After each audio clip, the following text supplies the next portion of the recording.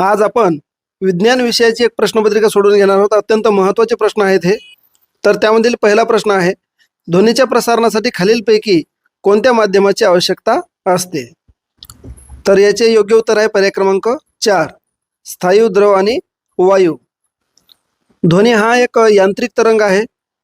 त्याला प्रवासासाठी कणांची आवश्यकता असते. त्यामुळे ध्वनी फक्त एकाच माध्यमात मर्यादित नसून तिन्ही माध्यमातून तो प्रवास करू शकतो.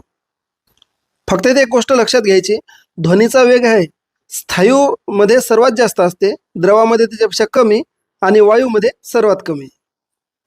आणि निर्वात पोकळी जर असेल तर त्यामधून ध्वनी प्रवास करू शकत नाही, कारण कणांची आवश्यकता त्याला असते. प्रश्न दुसरा आहे, चुंबकीय गुणधर्मामुळे खालीलपैकी कोणता पदार्थ चुंबकाकडे आकर्षित होतो? तर याचं योग्य उत्तर आहे पर्याय क्रमांक 3, कोबाल्ट. कोबाल्ट बरोबरच लोखंड, निकेल हे सुद्धा काय आहेत, लोहचुंबकीय पदार्थ आहेत. ते चुंबकाकडे शक्तिशाली रीतीने आकर्षित होत असतात. प्रश्न तिसरा आहे, इतर सर्वसामान्य विद्युत घटांच्या तुलनेत कोरड्या घटाचा आयुर्मान किंवा टिकाऊपणा काळ कसा असतो? तर कोरड्या घटाचा जो असतो काळ, तो टिकायचा अधिक काळ असतो.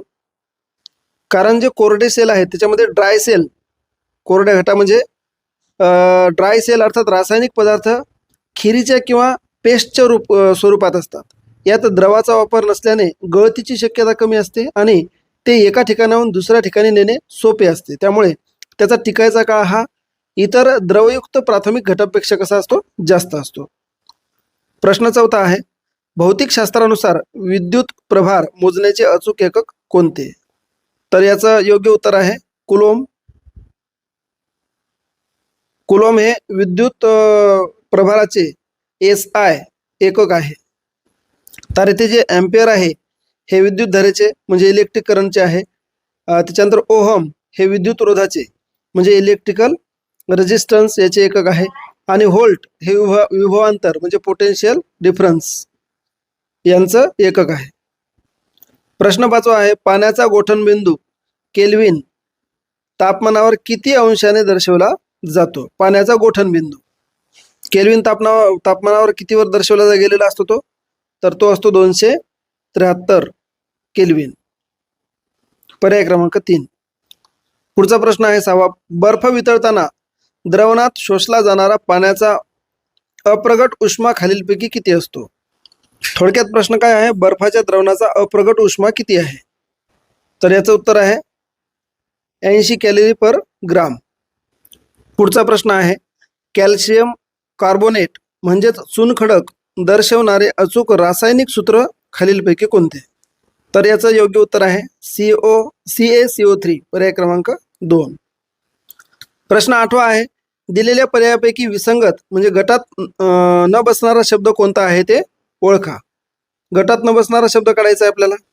तर या पर्यायापैकी गंधक हा वेगळा पर्याय आहे, कारण गंधक हा कक्ष तापमानाला सॉलिड म्हणजे स्थायी स्वरूपात असतो. तर ऑक्सिजन, नायट्रोजन आणि क्लोरीन हे तिन्ही मूलद्रव्ये कक्ष तापमानाला मात्र वायू स्वरूपात असतात. त्याच्यामुळे पर्याय क्रमांक 1 बरोबर. पुढचा प्रश्न आहे, आयनिक किंवा विद्युत संयुगे प्रामुख्याने खालीलपैकी कशामध्ये सहज विरघळतात? तर याचं योग्य उत्तर आहे पाणी. तर उर्वरित जे आहेत रॉकेल, पेट्रोल आणि बेन्झिन हे सर्व सेंद्रिय किंवा अध्रुवीय म्हणजे नॉन पोलर द्रावक आहेत. आयनिक संयुगे यात विरघळत नाहीत, ते विरघळतात फक्त पाण्यात. आणि पाणी काय आहे, ध्रुवीय द्रावक आहे. त्यामुळे आयनिक संयुगामध्ये जसं मीठ, धन आणि ऋण प्रभार असतात, जे पाण्याच्या ध्रुवीय रेणूमुळे सहज सुटे होतात आणि विरघळतात. त्यामुळे पर्याय क्रमांक 2. पुढचा प्रश्न आहे, हायड्रोजन सल्फाइड म्हणजे H2S या वायूचा रंग खालीलपैकी कसा असतो? तर हा वायू कसा असतो? पर्याय क्रमांक 2, रंगहीन असतो. परंतु 12वी मध्ये आठवत असेल तर या वायूला कुजलेल्या अंड्यासारखा तीव्र दुर्गंध असतो. प्रश्न 11वा आहे, 100 अंश सेल्सिअस पेक्षाही कमी तापमानाला सहज वितळणारा धातू खालीलपैकी कोणता? तर या प्रश्नाचं उत्तर आहे पर्याय क्रमांक 3, सोडियम. सोडियम काय आहे, हा अतिशय मऊ क्षार धातू आहे म्हणजे अल्कली मेटल आहे. याचा द्रवणांक म्हणजे मेल्टिंग पॉईंट हे केवळ 97.80च्या आसपास आहे. त्याच्यामुळे पर्याय क्रमांक 3. पुढचा प्रश्न आहे, रसायनशास्त्रामध्ये ग्रीन व्हिट्रिऑल हे नाव खालीलपैकी कोणत्या संयुगासाठी वापरले जाते? तर हे नाव फेरस सल्फेट यासाठी वापरले जाते. पर्याय क्रमांक 2. आणि हे हिरव्या रंगाचं स्फटिक असते. प्रश्न 13वा, द्रवाचे रूपांतर वायू रूपात होण्याच्या प्रक्रियेला खालीलपैकी काय म्हणतात? तर हे सोपा प्रश्न आहे, याला म्हणतात बाष्पीभवन क्रिया. पुढचा प्रश्न 14वा, प्राण्याच्या वर्गीकरणातील सर्वोच्च पातळीवरील म्हणजे उच्चस्तरीय वर्ग कास काय संबोधले जाते? तर त्याला संघ असं संबोधले जाते. पुढचा प्रश्न 15वा, अगॅरिकस हे खालीलपैकी कोणत्या प्रकारच्या कवचाचे प्रमुख उदाहरण आहे? अगॅरिकस. तर याचं योग्य उत्तर आहे छत्रकवके, मशरूम्स. म्हणजे अगॅरिकस हे आपण खातो त्या भूछत्राचे म्हणजे बळकट छत्रीसारख्या मशरूमचे शास्त्रीय नाव आहे, म्हणून हे छत्रकवक आहे. प्रश्न 16वा, कॉलरा म्हणजे पटकी हा रोग खालीलपैकी कोणत्या प्रकारच्या रोगामध्ये मोडतो? कॉलरा. तर हा साथीचे रोग या प्रकारामध्ये मोडतो. कॉलरा हा रोग विब्रिओ कॉलेरी जीवाणूमुळे अशुद्ध अन्न व पाण्यातून होतो. हा रोग एकाच वेळी अत्यंत वेगाने मोठ्या लोकसंख्येमध्ये पसरतो, म्हणून याला साथीचा रोग म्हणतात. बरेचदा कॉलराची साथ आलेली आपण ऐकून आहोत. पुढचा प्रश्न आहे, मानवी शरीराच्या योग्य वाढ होण्यासाठी आणि शरीराची झालेली झीज भरून काढण्यासाठी कोणते पोषकत्व मुख्यत्वे उपयोगी पडते? तर येथे याचं उत्तर आहे प्रथिने. प्रथिने म्हणजे प्रथिनांना शरीराचे बिल्डिंग ब्लॉक्स म्हणतात. नवीन पेशी तयार करणे, स्नायूंची वाढ होणे आणि शरीराची झीज भरून काढणे हे प्रथिनांचे मुख्य कार्य आहे. हा प्रश्न मला वाटते परवाच्या दिवशी आपण घेतलेल्या एका क्विजमध्ये सुद्धा आलेला होता. प्रश्न 18वा आहे, जैविक संघटना म्हणजे बायोलॉजिकल ऑर्गनायझेशन सर्वात गुंतागुंतीचा आणि प्रगत असणारा अंतिम टप्पा कोणता आहे? अंतिम टप्पा. तर तो अंतिम टप्पा आहे जीवावरण, बायोस्फिअर ज्याला आपण म्हणतो. आपल्या पृथ्वीवरील सर्व परिसंस्था मिळून जीवावरण बनते, जो जैविक जगाचा सर्वात मोठा, प्रगत आणि अंतिम टप्पा आहे. पुढचा प्रश्न आहे, मानवी मलमूत्र, शेण आणि शेतातील कचरा यांच्या विघटनातून प्रामुख्याने कोणता वायू तयार होतो? म्हणजे मानवी मलमूत्र, शेण आणि शेतातील कचरा यापासून कोणता वायू तयार होतो? तर यापासून जैविक वायू बायोगॅस तयार होतो, जो काही वर्षापूर्वी आपण काही गावामध्ये किंवा ज्यांच्याकडे भरपूर गुरं आहेत त्यांच्याकडे असा एक बायोगॅस होता, त्याला गोबर गॅस वगैरे सुद्धा म्हणायचे. बहुतेक तोच हा प्रकार असायला पाहिजे. खाली वॉटर गॅस दिलेला आहे. वॉटर गॅस म्हणजे काय? तर हे कोळशावर प्रक्रिया करून बनवले जाणारे औद्योगिक वायू आहे. प्रश्न 20वा, विद्यार्थी फक्त माहितीचा भारवाहक न बनता तो स्वतः ज्ञानाचा रिकामी जागा बनावा अशी अपेक्षा अभ्यासक्रमात व्यक्त केली आहे. तर कशी अपेक्षा आहे ती? तर याचं उत्तर आहे ज्ञान. ज्ञानाचा हा थोडा प्रश्न माझ्याकडनं चुकला. इथे असं पाहिजे की तो फक्त भारवाहक न बनता ज्ञानाचा निर्माता बनला पाहिजे. ज्ञानाचा निर्माता. चला पुढचा प्रश्न घेऊया.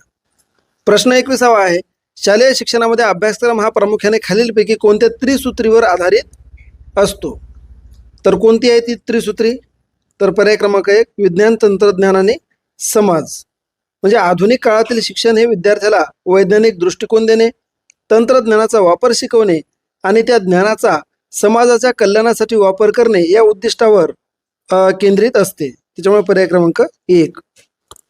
प्रश्न 22वा आहे, शिक्षणाची पूर्वनिर्धारित उद्दिष्टे साध्य करण्याचे मुख्य साधन रिकामी जागा होय.